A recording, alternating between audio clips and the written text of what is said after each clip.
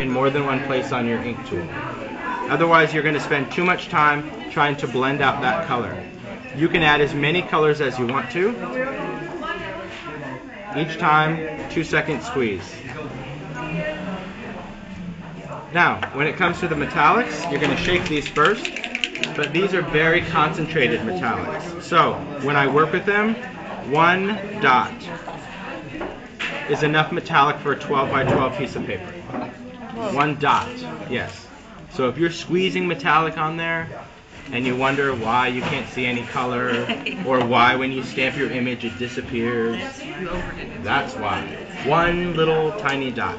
So, then what I'm going to do is I'm just going to start stamping this out. Now the benefit to alcohol ink is that you can continue to stamp this out, and that's going to be your first layer of color. Now, it's pretty intense color. It has very fast drying. I mean, the ink that's on here is already dry, but you can see that it's kind of splotchy. It has a lot of just splotched areas. So what I want to do is I want to blend this, and this is where blending solution comes in. So, 2-second squeeze, and I can go in and just start blending my colors. And this is going to break apart the metallic a little bit, break apart my colors, and really transform my background into something I think that is pretty spectacular. It looks almost like polished stone.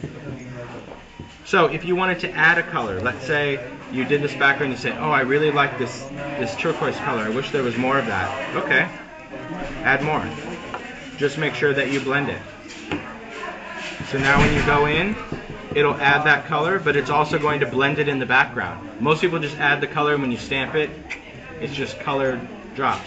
It's blending solution that just makes it become part of your background. So that's our background now, which is really cool. I like the way that it looks. It has a great background. And I'll stamp on this too. So if you wanted to use the same ink tool, you're going to have just a lighter version of whatever you've just done, because blending solution blends, lightens, and removes. So because of all that blending solution, it just took those same colors and just created a lighter version of it. And you can just keep playing with this all you want. If you want, you can add blending solution direct. It's just going to react on your background. Yeah. I think it just does neat things. So I'll stamp on those in just a minute. And right now I'm going to clean this up. So I'm going to use this as a cleaner because water won't clean it. So I'll just add a little bit of this.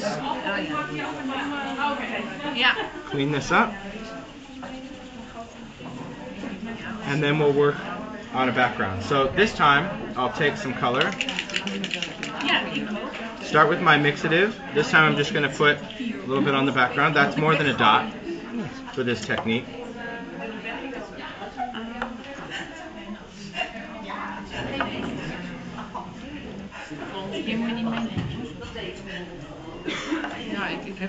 And blending solution. So it's basically everything that I used on here, but it's all one time on your background. Glossy cardstock.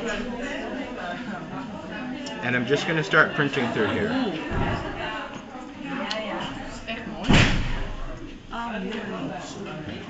And so you're just going to pull that through until you like the background. If you want to add more color, next one I want to make a little more intense.